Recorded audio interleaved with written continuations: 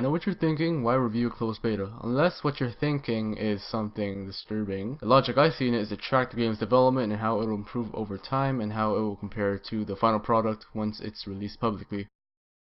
Arctic Combat is a free-to-play, hopefully not a pay-to-win first-person shooter developed by Webzen and published by Webzen. It uses the Unreal Engine 2.5 to produce visuals that are quite above par in free-to-play first-person shooters nowadays. This game does take a few lessons from Call of Duty, and yes, this game does also have a killstreak system. Yes, now you can magically pull out an RPG, or call on helicopter support, or artillery support. No surprise there. In case you don't know me, and most likely you won't know me, the way I like to review games is using a good list and a bad list. Doing this easily breaks it down for anyone who doesn't have two brain cells to work together to figure out what I'm trying to get across. This game once again looks quite nice, probably not Battlefield 3 nice or Crisis nice, but just nice. It's one of those free-to-play first-person shooters that don't burn your eyes out of your sockets as you play. But then again, what do you expect from the Unreal Engine 2.5? The game plays out smoothly. It did feel quite a bit weird to me, probably being that I never played a Twitch-style modern PvP FPS that ran on the Unreal Engine, but nonetheless it does play quite smoothly, especially when compared to other free-to-play MMOFPS. Non-regenerating health. Now before you call me out on this and scream, regenerating health is a good thing on the Twitch modern-style FPS, well, let me stop you with this. How often have you seen modern shooters with regenerating health? Quite often from my perspective. It takes away from the experience in the game, meaning that when you're hit by a bullet and that knocks off a limb or hits you right in the crotch, the wound and bullet magically disappears after a few seconds. Now of course regenerating health isn't a bad thing, it's just way overdone. In recent times it's been quite rare to find a modern first-person shooter that doesn't magically heal yourself after some time. However, if you're looking for some instantaneous regenerative abilities, you'll be happy to know this game does have some medical packs that heal a portion of your health on contact. Swearing. Now, okay, this one is debatable. On one side, it closes off the game's audience from the pubescent or under-pubescent crowd. On the other side, it improves the moods of the game, making a war feel like a war. How often have you heard a soldier go, "Oh, my legs just got blown off, my squad spontaneously combusted. Oh well, I'll just casually crawl back to base and smoke a joint." I'll assume you've never, unless you lead an interesting life, but the normal people, of course not. You'd hear them screaming in pain and crying out for their life. Seems legit. It's free.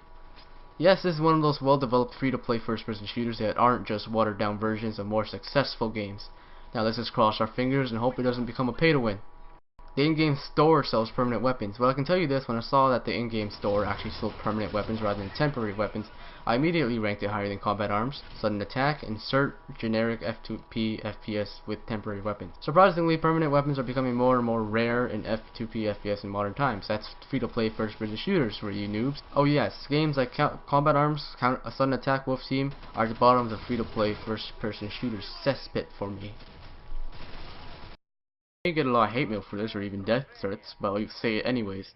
Kill streaks. Now once again, this review is in my opinion. You may have another opinion on this, so if you do have an opposite opinion, ignore this point. Why can't modern shooters depend more on player skill rather than the player's ability to get insert number here, amount of kills in a row without dying, and then let a remote control helicopter of death do the rest of the work? I may be exaggerating. Kill streaks for me knock off the game's balance. It gives a player that's already destroying all the opposition even more tools to destroy the opposition. This makes it feel as though whichever team gets in the lead stays in the lead. Now I'm probably wrong when it comes to that because I actually played Call of Duty, but it doesn't feel right. When you're rewarding a player with a mini nuke or a helicopter with laser X-ray vision to a player that's already doing good without them, allowing those players that are already teabagging the other team teabag them even harder. Now you may think that it would get kills more rewarding and satisfying since you know that you're getting something insanely powerful once you kill insert random number here in a row. It makes it seem as though you're letting the players that are already having a terribly bad time at the game let their bad time escalate so that they can have their fun moment of the day. Then hopefully their PCs will explode with them and they'll never play this game. Connectivity is questionable. In the game I've played, the lag popped in and out in a way almost like an annoying pimple, not the best metaphor I know. However, the game is kept stable enough to be enjoyed. Hit detection is iffy. I don't even know if that's a word or not, but no red underline means it's good to me. In a few games I've played, I could have sworn I was aiming at the person, but not getting hits at all. It might have just been something on my behalf, however. Now I do realize I left off some points such as replay value, however replay value is up to the player. Some may not like this game after giving it a try, some may become hopelessly addicted to it like a 10-year-old that was just introduced to Minecraft. If I've left any other good points out, then would you kindly inform me of them and not burn me alive for it. The good thing about this game is that the good outweigh the bad, for me at least. This would lead me to throw out a recommendation. Why? Well, mainly because it's free and I'm one of those people that would beg to get a discount. Okay, not really. That and that it's a free-to-play first-person shooter that has been well developed. I haven't seen one of those in a while. And now I'll just throw out a little summary of all the points I just talked about.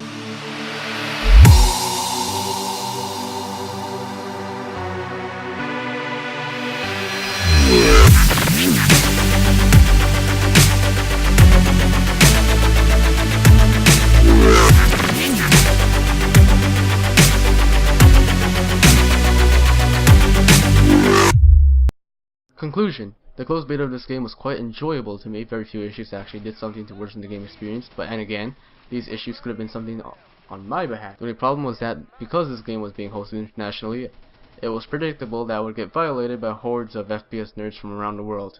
But even so, I persevered. Let's just say my perseverance definitely did not lead to reward, but rather punishment. Quite severe punishment if you ask me. So in all, if you're looking for a good Twitch-style MMO FPS that's free to play, then you should be cutting yourself the same number of days until this game is finally released publicly.